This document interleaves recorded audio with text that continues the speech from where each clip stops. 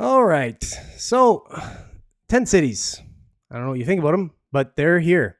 And they're here, looks like, to stay for a while. But here's an article, a little fake article by CNN. Tent cities, what's good about them and why you're an elitist piece of shit. Take a look at any park or green space in your dumpster fire of a city, and you'll notice a tent city that looks like it houses an invading force of dirty, molesty, crackhead zombies. The thick waft of shit fills the air as they use the other side of your fence for their communal toilet bowl and refresh the smells with a frequent dose of hot urine. If you find yourself getting mad and longing to do something about this, don't worry, you're not alone, but you are a piece of shit. A tent city regular known as Stanky Steve spoke to us about his perspective. He claims the only reason why people in the neighborhood are upset with the tent city is because they're afraid it will lower their house values. And maybe it's the public shitting as well. He says he doesn't condone some of the tent city residents taking dumps in the residents' backyards, and he respectfully does his in a neat pile directly on the other side of the fence. Now there's a classy way to take a shit. At first glance, you might say to yourself, this can't be good for the community, and no one wants piles of shit everywhere, but you'd be wrong.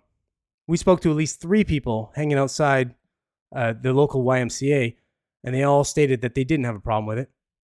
If people don't like tents, shit, and all the other stuff stolen, they should just share all their money and stuff, states a guy we talked to who called himself Crumpy. But Crumpy's not alone. The other 2 men shared his sentiment and went on to say that they will find out where I live and take frequent shits in my yard.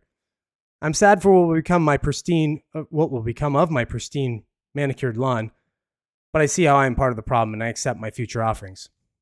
While my yard will provide short-term relief for these men's defecation needs, I understand that this is not a long-term solution.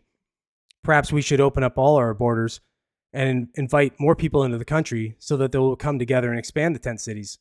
Perhaps providing free needles and safe spaces for people with drug problems to shoot up will not only help make our parks, neighborhoods, and public spaces safer, but make strides towards the equity we all crave. So the next time you find someone in the act of fertilizing your lawn, or you're fortunate enough to step in some human-sized dookie, remember you're the problem.